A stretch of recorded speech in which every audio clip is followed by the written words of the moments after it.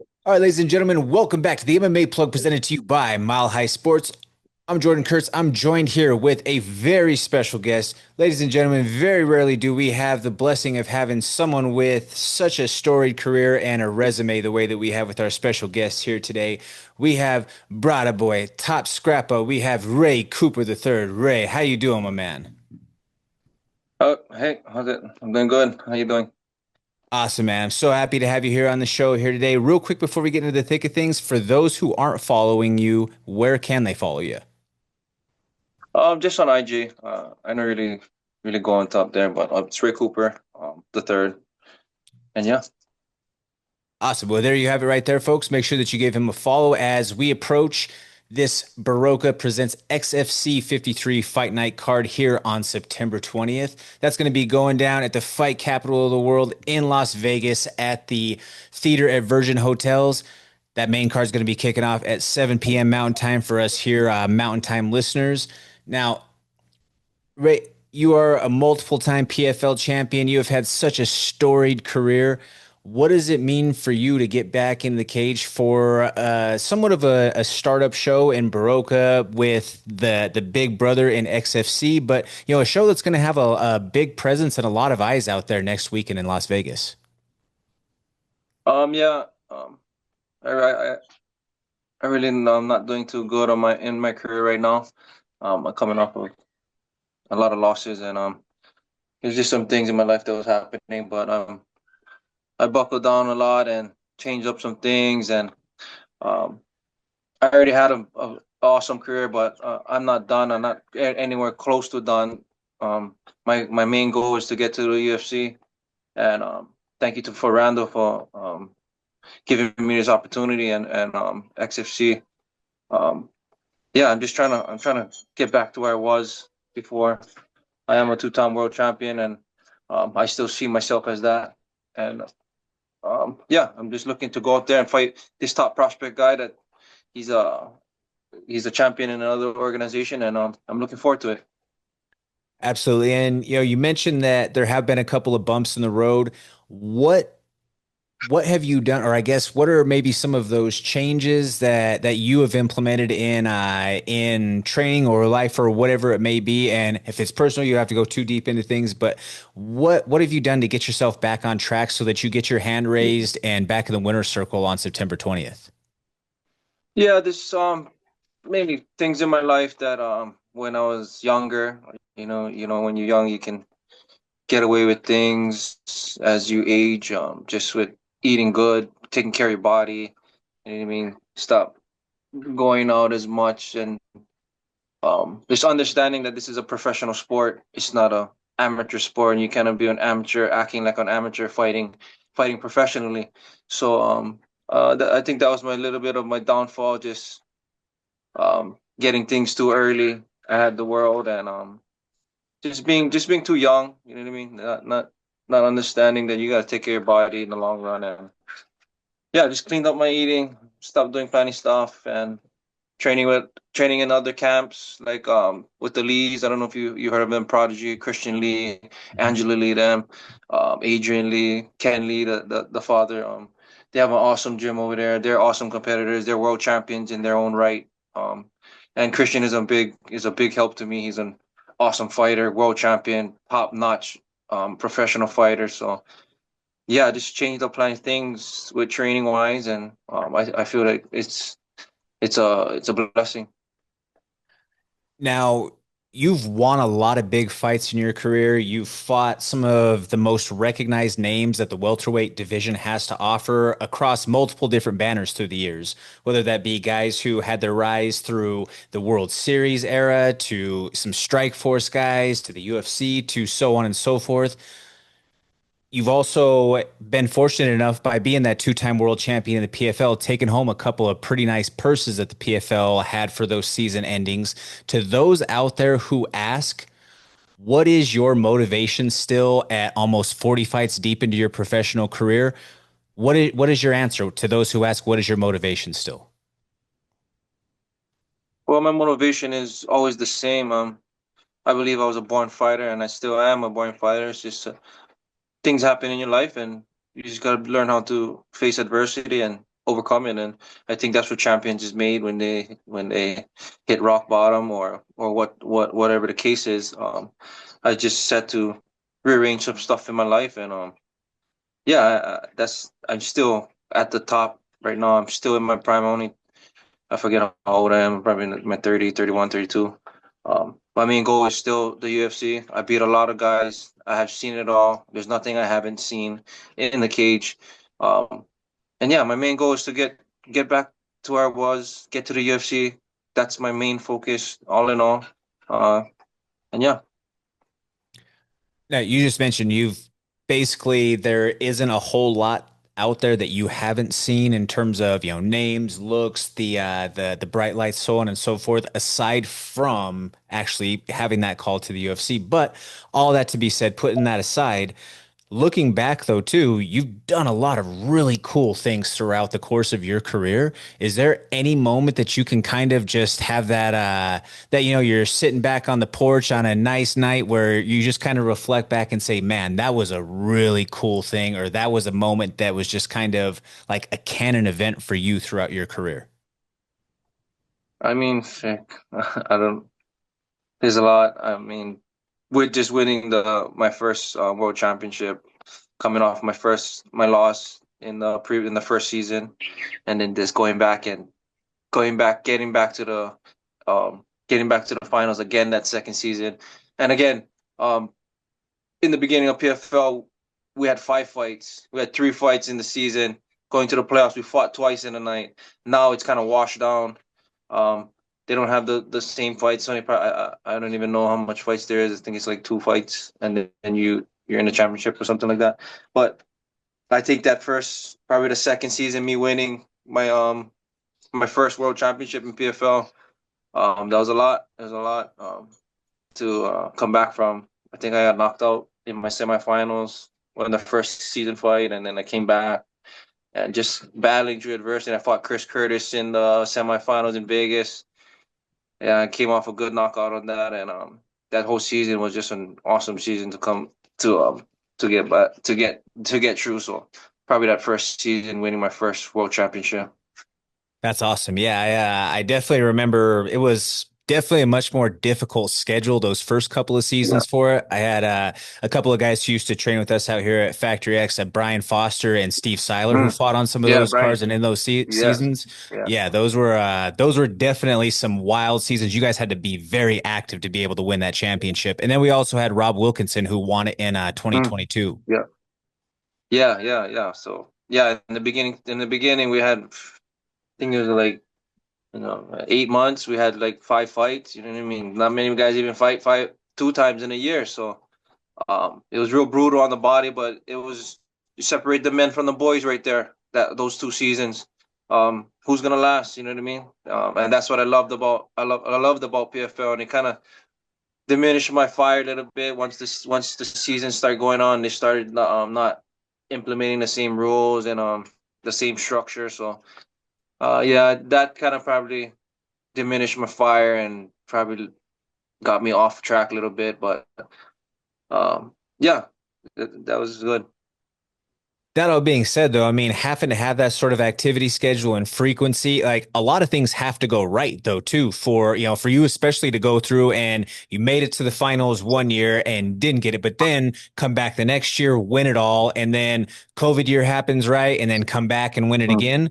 So like there's Yeah. a lot of things that have to go right just in the nature of the hurt business. Even if you are winning fights, even if training is going well, there's still little bumps, bruises, and things like that Hmm. that might not necessarily like, hey, like I'm good overall, but like I still gotta go compete in 8 weeks. Like, man, this shoulder that got cranked on in this fight, like this isn't gonna be 100% going through for this. Or maybe there was a fracture to a bone in a hand from throwing a punch or something to that effect, or a kicker, something there's little things that really impede even the most active or healthy and professional guys who take care of every last little detail. For you to have to fight that many times in a single year and be able to find victory every single time. So I think that's just a testament to you and what you said of being a champion and mindset, champion at heart, and a born fighter, to be able to year after year maintain that sort of activity schedule and find success.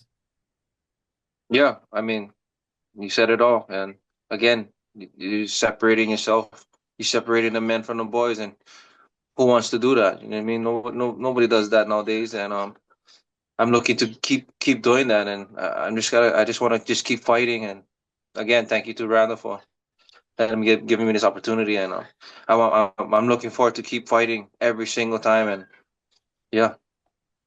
Now let's talk your matchup real quick for a second. You're taking on Darkenbek Ergashev. He's 11-2 fighting out of Kyrgyzstan. You mentioned he's a champion out of another organization.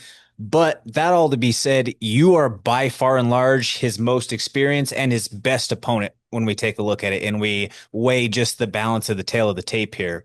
Do you think that that pressure weighs on him at all? Like, is there a pressure on him to go out and perform against the veteran? Does the bright lights play a factor? Does any of that is that going to play a role at all? I mean, I'm not sure. I'm not really worried about what he gonna do. I got it. I got nothing to lose. He got everything to lose. He's the up and coming prospect. You know what I mean? I've been around the block. I haven't seen that. There's nothing I haven't seen. So maybe he has some pressure on his shoulders. I mean, he's fighting a well-known guy, and I think I'm the best still in the world. Even if after my four losses, I still feel I'm the best, and I'm gonna show it that night. And this young kid think he's gonna come in here and do something. I'm gonna run him over.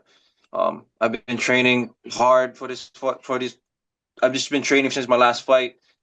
Just things been happening, didn't happen my way in that last fight, and I got right back on the bike, started moving again, and I feel like there's better days coming, and this guy's in my way to get him what I really want, and I'm gonna run him over, and he better be ready. Love hearing that. Love hearing that. Now, I want to ask you a question as far as the dynamic and the landscape of the business here before we tie some things up. It's really and truly it's a crazy time for veteran fighters outside of the UFC, and especially with the PFL Tour merger situation and Mm. the whole contract disputes and there being some alleged, and I'm sure you are way more in tune with some of the financial difficulties that may be occurring within some of those organizations than we're aware of, or even I within the media am aware of. But then there's also there's one championship who they don't really give a whole ton of love to stateside guys, though you do have the connection with the Lees. That might Uh-huh. be, another avenue that's out there for you. But I had the same conversation with Juan Archuleta, main event for this XFC show, and it's a really tough time right now for I feel like for veterans of the fight game who are not in the UFC right now, who have achieved measurable status in other organizations, just because if there isn't an opportunity that comes, say, for the UFC, or there isn't another big contract that comes from the PFL or from one, there's just really limited options right now. And I wonder if you could maybe shed some light on your thoughts of where the state of the business is right now. I mean, you said it all. There's not that much. You know what I mean? Especially with Bellator being gone. Like most of everything was all the guys that been cut from the UFC was going to Bellator, and Bellator was the next level. So yeah, it's really kind of hard for guys like us coming out, especially if we taking losses in smaller events. You know what I mean? It doesn't look too good with getting to the UFC. So again, veterans like me, we gotta go out there and put people away if we really want the UFC to be looking at us. And Dana said it all. He wants guys that is gonna come in there and fight, knock people out. You know what I mean?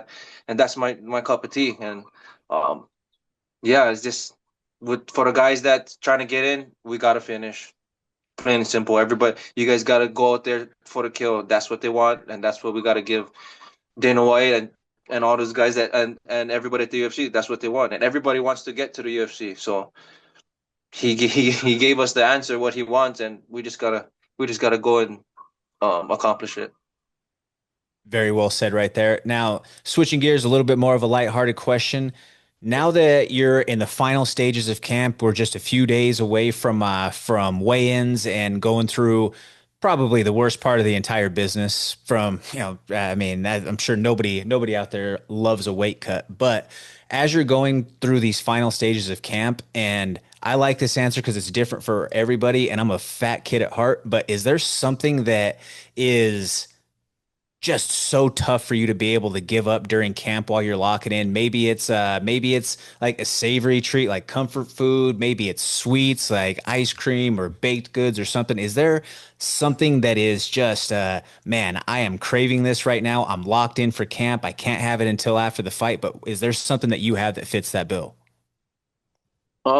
Before, when I was in PFL and I mean, fighting regularly, I had a hard time cutting weight. You can look up my resume. I didn't make weight a couple times because I had a sweet tooth, and I would indulge a little too much, and that's the one things I really got really disciplined on, and I cleaned that up, and I don't have any desire for any type of sugary stuff. I completely changed my eating, completely changed my whole aspect of that, and I'm not even cutting weight. I'm walking around 68, 67, 65.